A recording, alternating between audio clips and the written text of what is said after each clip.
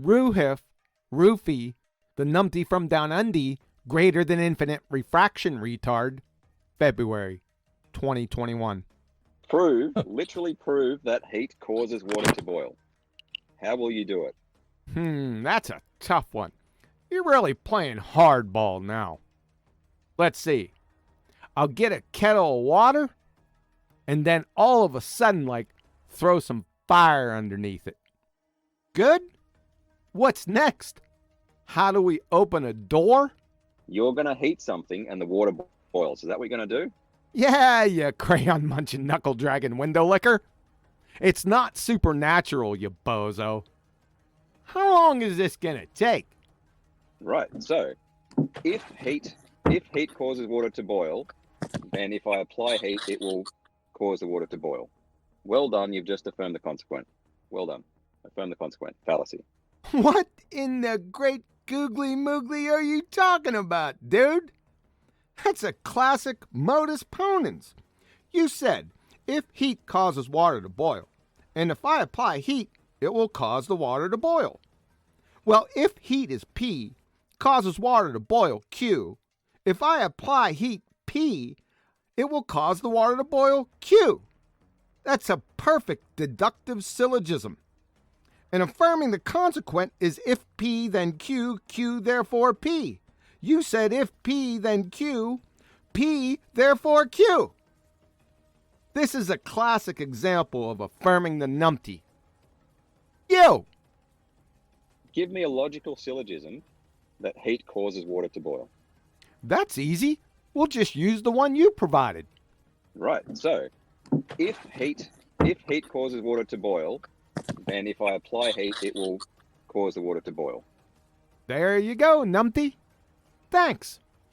You cannot prove something scientifically. You can falsify something, but you cannot prove it. That's numpty bollocks.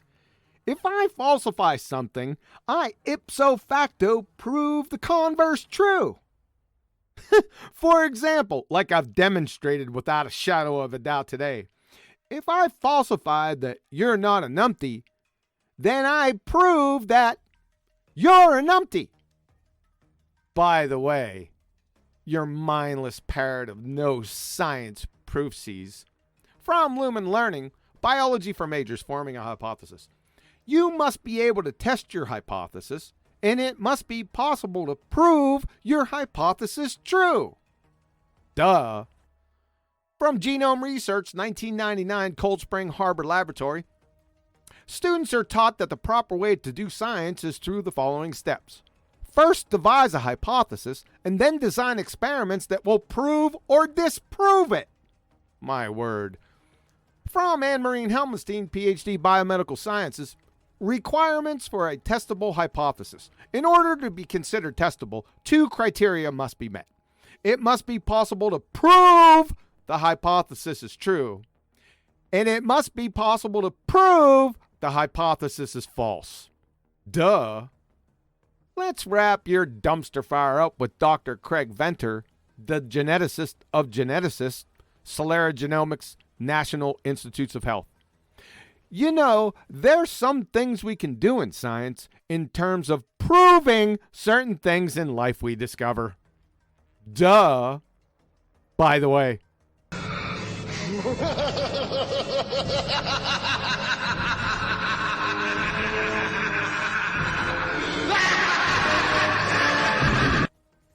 Math is a very big part of science, yes. Wrong again, numpty. From Richard Feynman, the Feynman Lectures on Physics. Mathematics is not a science from our point of view, in the sense that it is not a natural science. The test of its validity is not experiment. From Dr. Carey Mullis, Nobel Laureate, Biochemistry. Mathematics, which is really not science. From Professor of Physics Black Krishnan, ITT Madras. That's the whole point about physics. It's not mathematics. So... Turn out the lights, the party's over. They say that all good things must end. Call it a night, the party's over.